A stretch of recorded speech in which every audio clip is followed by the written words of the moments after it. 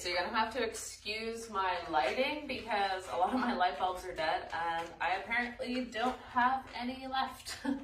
So it's a little bit dark, but it'll give you a good idea.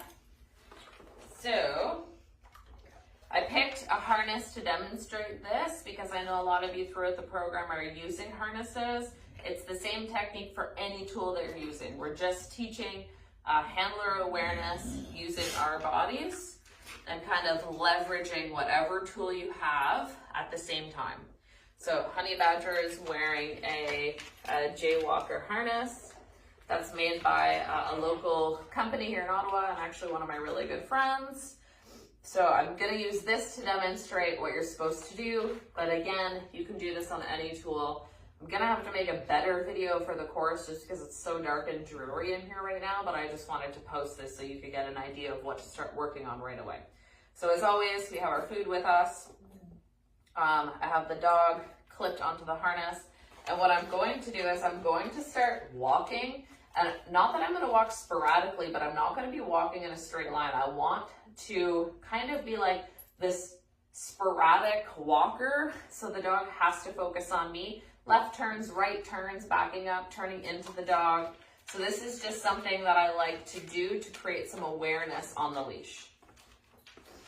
So I'm gonna start by just kind of walking here, and then I'm gonna turn into the dog, turn into the dog, do another turning into the dog, and then I'm gonna walk, turn away from the dog, and I'm making sure too that I can feed the dog when he's in the right position. So one thing to keep in mind is that if you're holding the leash with the left and feeding with the right, you're gonna get a dog that might be foraging in front of you more than you'd want them to. So if you can hold the leash with the right hand and feed with the left, hand closest to the dog, you're going to be better off long term. Okay, so we're gonna walk. Again, I'm just walking. I'm gonna do a turn. So when we say about turns means turning away from the dog. So you hear that a lot in competition style obedience. You'll hear them say about turn. It means stop and turn away from your dog. So you'll notice that I'm not doing any waiting either. I'm just going. So when you're doing stuff like this, you can go, you know, like if you're walking, I can go like, you know, weave around a pole with the dog or a tree, something in the area. I can kind of start leveraging a little bit the stuff in the environment, not leveraging, using the stuff in the environment to kind of help me get some turns in. So I really have to make the dog pay attention to where I'm going, because at any point I could go left or I could go right. So there's nothing wrong with practicing walking just in the straight line when you're working on just rewarding that position, rewarding that position, rewarding that position. Because if we're just doing straight lines back and forth, we're still conditioning the dog being paid for being right on our side here. But then we want to start upping it and asking them for more. So paying attention to us when we're frantically kind of just walking and moving around, turning into them, turning away from them, walking around, turning in.